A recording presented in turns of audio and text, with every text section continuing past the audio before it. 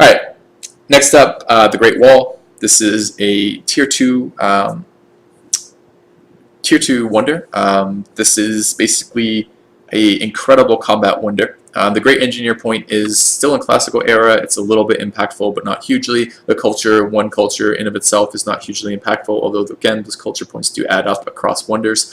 What this allows you to do, there's some misconception. I think the Wikipedia article actually had, or the CivWiki article had something in here about it gives you about what it affects, and it was wrong. So here's how the Great Wall works. When you build it in any city in your empire, the city that it builds in gets a free wall, and then all the tiles in your empire, every single tile inside your cultural borders now has +1 movement added to it for enemies. So that means flat terrain with nothing on it goes from one movement point to move on to 2. Hills go from 2 to 3. Wooded or jungled hills go from 3 to 4. And let's see, marsh goes from 3 to 4, etc., etc., etc. So basically, all your tiles take 1 more movement point from the enemies to move around it.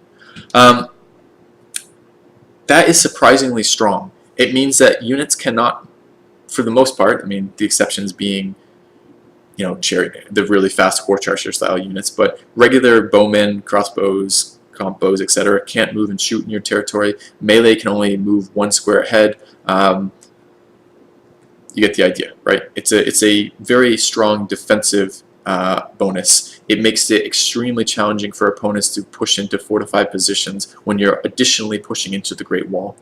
It has lesser utility versus some things. It's good versus camels and keshiks still, but is less powerful versus them because they have so many movement points to deal with. It's less good versus impies because impies are still quite capable of moving once and then attacking across flat terrain. So it does have limitations. It will, another misconception about the Great Wall. People wonder when it ends. The Great Wall effect is active in the cultural borders of the player who built it until that player, the person who built the Great Wall, researches dynamite. If a player attacking a player with Great Wall, so the defender has Great Wall and the attacker has dynamite research, but the defender doesn't, the attacker still has to deal with the fact that the Great Wall effects are active, which doesn't make much logical sense, but is how the game is coded.